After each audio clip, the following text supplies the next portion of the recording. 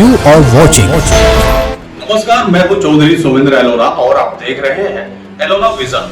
हम आपको दिखाते हैं दुनिया भर की तमाम। इंडियन पार्टी की महारैली में जहां एक तरफ विधायक मुख्तार और उनके छोटे भाई समर प्रताप का काफिला उतरा तो वहीं दूसरी तरफ वीरेंद्र चड्ढा और बलवंत चड्ढा का काफिला। सभा में कंफ्यूजन की स्थिति बनी हुई है और मंच पर एक जोरदार ड्रामा होने का अनुमान है। देश दुनिया की बड़ी खबरों के लिए देखते रहिए एलोरा विजन।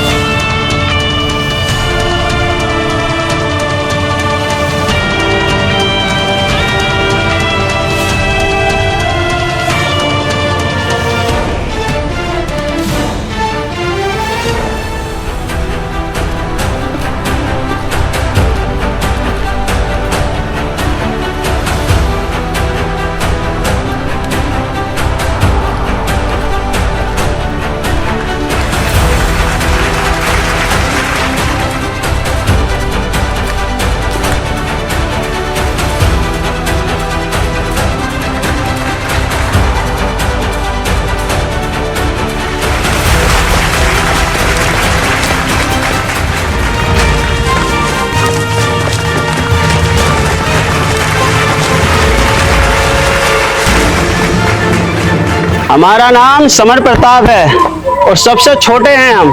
आप सभी को प्रणाम करते हैं। ये क्या नौटंकी हो रही है मामा जी? इसे ही कहते हैं राजनीति। क्या मतलब? और आज भी मैं यहाँ राजनीति की बात करने नहीं आया हूँ, बस ये जानने के लिए आया हूँ कि जिसने आपकी सेवा में दिलो जान लगा दी उस मुख्तार भाई का कोई मोल है कि नहीं आपकी आंखों में? मुख्तार भाई, हम तुम्हारे साथ हैं। मुख्तार भाई जिंदाबाद। मुख्तार भाई जिंदाबाद।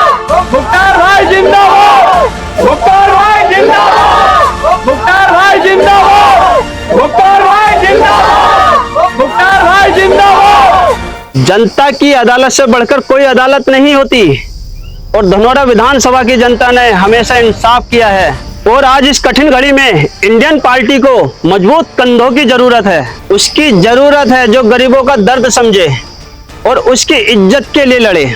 अगर जरूरत पड़े तो उसके लिए जान भी दे दे। और आप सब जानते हैं कि वो कौन है। इस्तीफा दे चुके हो तुम मुख्तार, किस हक से लड़ोगे? उसे रद्दी के डिब्बे में फेंक दो फ्रेंड, हमें जनता के दिल से निकाल कर दिखाओ। आपका ये अरमान भी पूरा हो जाएगा मुख्तार प्रताप जी। और आज उसके इरादों को पक्का करने हमारे साथ हैं भैया वीरेंद्र चड्ढा, भैया बलवंत चड्ढा और मामा जी।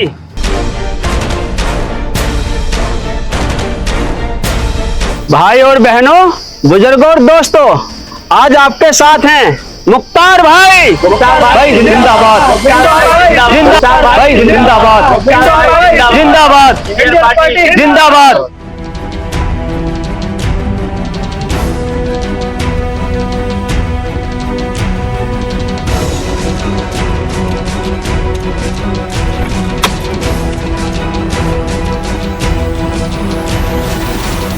आइए नाना जी, अंदर चलकर बात करते हैं।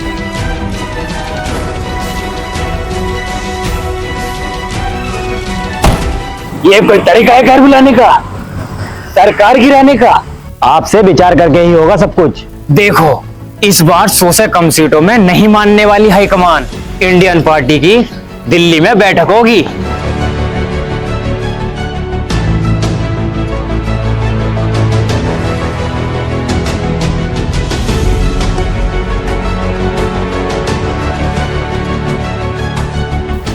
भैया ये होगा अपने नई पार्टी का नाम। यू आर ग्रेट भैया।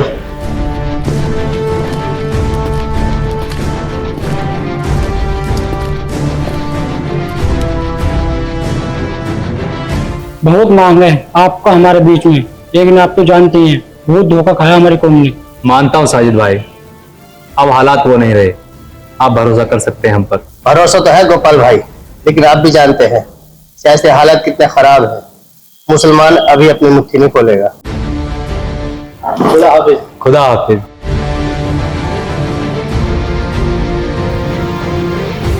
मामा जी, सपोर्टिंग का जरूरी है। हमारी 132 कॉन्स्टिट्यूंसी में 33% वो तो मुसलमान है। हमारे मुसलमान भाई जुबान के सच्चे और पक्के होते हैं और इनका वोट बिकाऊ भी नहीं होता। हाँ, तो तुम्हें अपनी ताकत बढ़ानी होगी।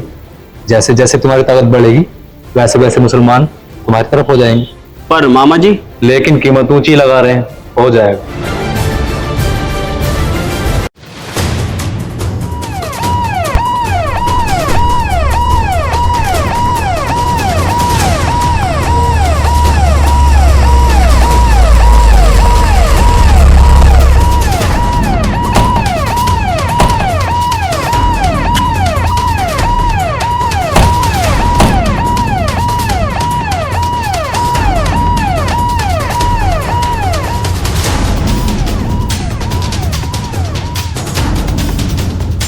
ये लो वीरेंद्र भाई। What this? पार्टी के जितने भी बैंक अकाउंट्स और दूसरे भी फंड्स के खातों से मुख्तार का सिग्नेचर कैंसिल करा दिया है।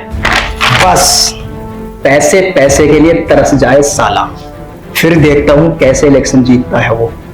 बलवंत, अपने 4-6 गुंडे भेजकर गेम बजवाओ उस हरामखोर मुख्तार का, फिर देखो राजनीति।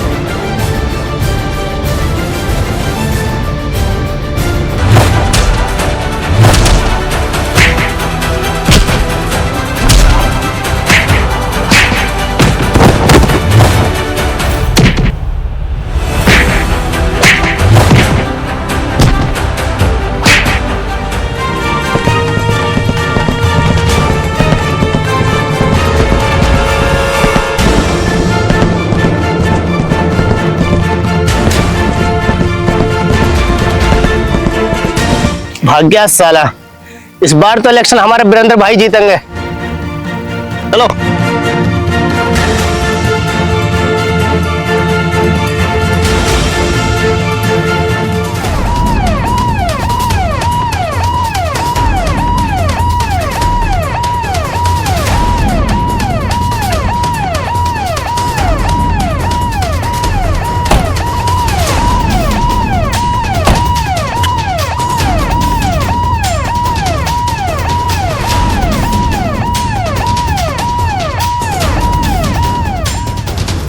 मामा जी आप भी जानते हैं, जैसे वीरेंद्र चड्ढा ने आज मेरी जान से मारने की कोशिश की, वो तो मेरी किस्मत अच्छी थी, मैं वहां से बच निकला। आपकी चोट का एक एक बदला लूंगा भैया मैं। एक बार इलेक्शन हो जाए उसके बाद देखना तुम। तू नहीं जानता छोटे, वो हमारा सबसे सेफ सीट है और वहां से हमारा जीतना तय है। भैया, वीरेंद्र चड्ढा को पार्टी इलेक्शन जितवा सकती है तो हरा भी तो सकती है, लेकिन धनौरा की सीट से उसका जीतना ठीक नहीं है। इसीलिए तो ऐसी सीट से हारेगा तो पॉलिटिकल कैरियर खत्म हो जाएगा उसका, और पार्टी में सीट छोड़ने के लिए आपको सहानुभूति मिलेगी।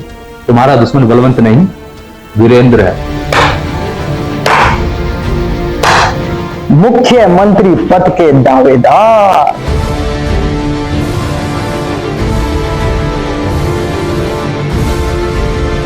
Why not? ये निर्णय आपका नहीं, पार्टी का होगा। You shut up. चुप आप रहेंगे, ये पार्टी का दफ्तर है, आपके घर की जागीर नहीं है।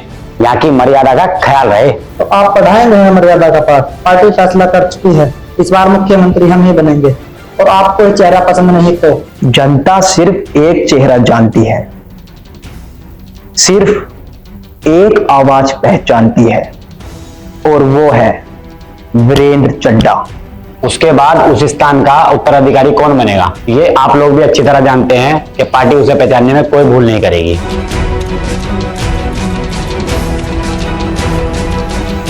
वीरेंद्र, ये फैसला नाना जी की सहमति से ही लिया गया।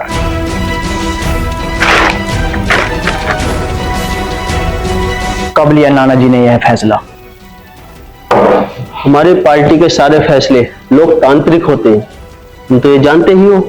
हाँ, हम जानते हैं कौन है इसके पीछे, कैसे हमारी 55 की लिस्ट में से 12 नाम पास होते हैं, कैसे फंड के नाम पर हमारी डिमांड को नकार दिया जाता है। कार्यकारी अध्यक्ष महोदय, ये रवैया पार्टी के हित में नहीं है।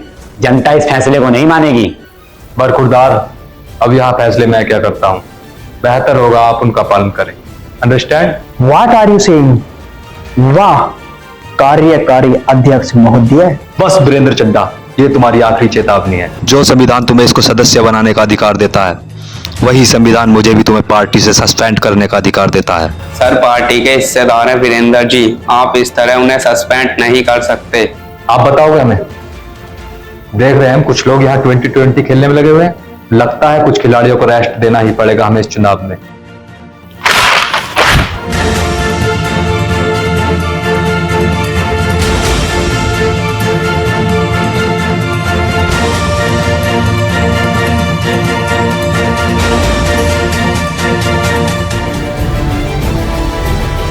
जहां कहीं भी हो उठवाओ उस हरामखोर मुख्तार को।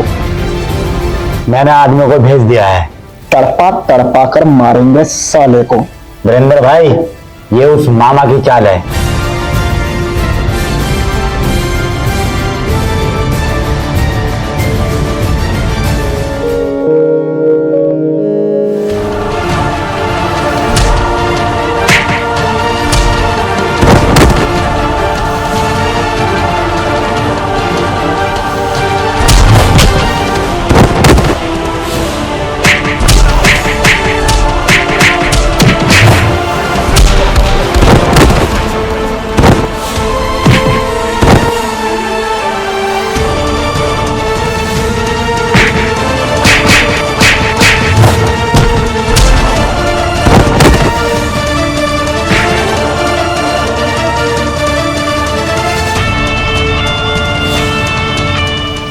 हमारी पार्टी से निकालकर वो लोग सोचते हैं हम बेघर और बेअनाथ हो गए हैं। हमें मारने के लिए गुंडे भेजते हैं वो लोग, मगर हम इतनी आसानी से मरने वाले नहीं हैं। गलत फहमी में है वो लोग। भले ही पार्टी से हमें निकाल दें, मगर जनता के दिल से हमें कैसे निकालेंगे? हम यही घर बनाने वाले हैं और हम कहीं नहीं जाने वाले।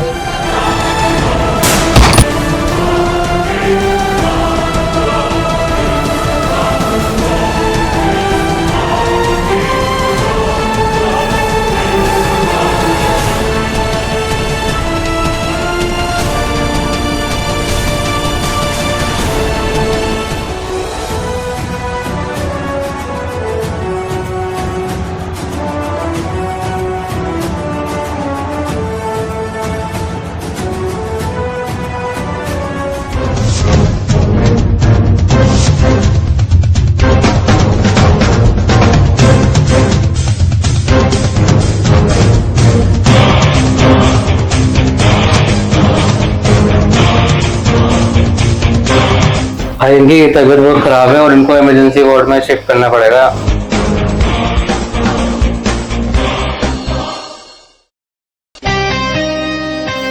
समर, चलाओ गोली। राजनीति में कोई अपना नहीं होता। ये लड़ाई कुर्सी की है। उसने तुम्हारे भाई के साथ बहुत बुरा बर्ताव किया है, जो अस्पताल में आज अपनी आखिरी सांसें गिन रहा है।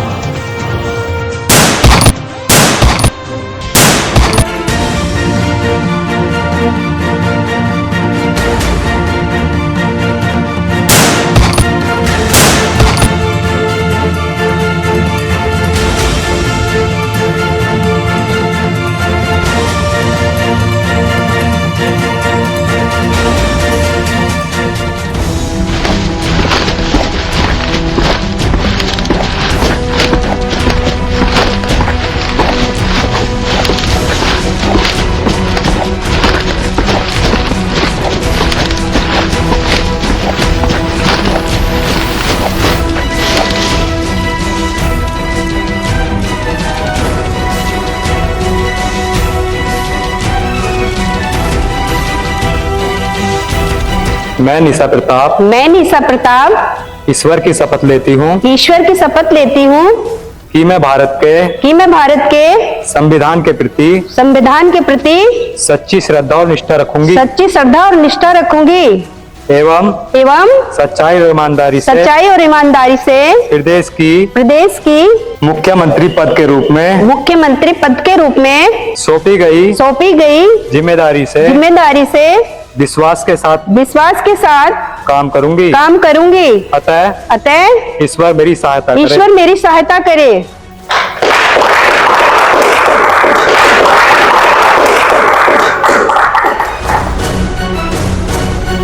राजनीति में सब कुछ खत्म होने के बाद जनता ने यह फैसला लिया है कि मुख्तार प्रताप की पत्नी निशा प्रताप इस प्रदेश की मुख्यमंत्री बने। जय हिंद।